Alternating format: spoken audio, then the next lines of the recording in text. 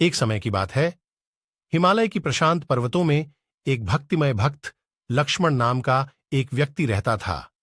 वह माता वैष्णो देवी का प्रेमी था, जो शक्ति और करुणा की देवी थीं। हर साल नवरात्रि के शुभ महीने में लक्ष्मण माता वैष्णो देवी के पवित्र धाम की यात्रा पर निकलता था। यह यात्रा उनके लिए केवल एक परंपरा नहीं थी, यह उनके हृदय को दिव्य आनंद से भर देती थी। लक्ष्मण हर साल की तरह अपनी यात्रा पर निकलते हुए वह अपनी श्रद्धा और उत्साह को महसूस कर रहा था। प्रत्येक कदम पर उसने माता वैष्णो देवी के दिव्य नाम का जाप किया, उनकी कृपा और मार्गदर्शन की मांग की। यात्रा लंबी और कठिन थी, लेकिन लक्ष्मण का विश्वास कभी कम नहीं हुआ। वह घने जंगलों से गुजरा, गर्मियों की धाराओं को पार किया और खतरनाक पर्वतीय मार्गों पर चढ़ते हुए अप्रतिस्पर्ध निर्धारण के साथ आखिरकार यात्रा के दिनों में वह बाणगंगा पहुंचा। यहां माता वैष्णो देवी विराजमान थी।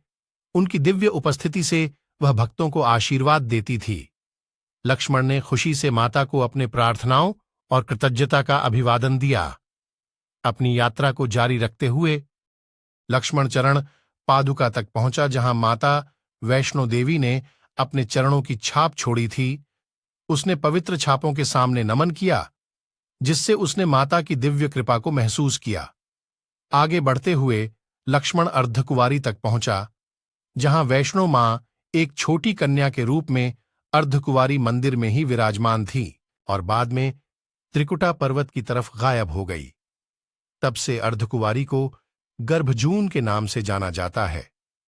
जैसे ही लक्ष्मण ने गुफा में प्रवेश किया, फिर उसने ध्यान की भव्य ऊर्जा को महसूस किया। उसने माता वैष्णो देवी को अपनी प्रार्थना में याद किया, अपने और अपने प्रियजनों के लिए माता रानी से आशीर्वाद लिया। लेकिन लक्ष्मण को यह मालूम नहीं था कि उसकी तीर्थ यात्रा को एक नाटकीय मोड़ मिलने वाला है। जैसे ही माता वैष्णो देवी गुफा से निकलती हैं, अपने दिव्य आवा के साथ एक जबरदस्त राक्षस नामक भैरवनाथ उनके सामने आता है। अपने अहंकार और अज्ञान के अनुसार उत्तेजित होकर भैरवनाथ ने बिना किसी चेतावनी के उनकी तरफ बढ़ा। तब उसने अपनी तलवार ऊंची उठाई हुई थी। एक तेज गति में माता वैष्णो देवी ने अपनी खुद की तलवार निकालती है और भैरवनाथ के साथ एक जबरदस्त युद्ध में लिप्त होती हैं।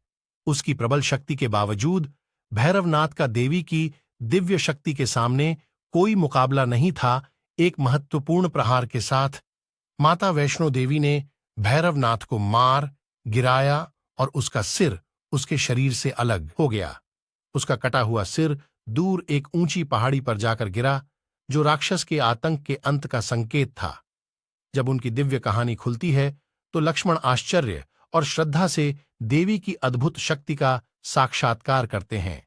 उसकी आंखों में कृतज्ञता के आंसू होते हुए उसने अपना शीश देवी के समक्ष झुकाया और उनकी दिव्य महिमा को देखकर धन्य महसूस करते हुए उनके दिव्य आशीर्वादों और आध्यात्मिक ज्ञान से भरपूर लक्ष्मण ने माता वैष्णो देवी के पवित्र तीर्थों की यात्रा पूरी की।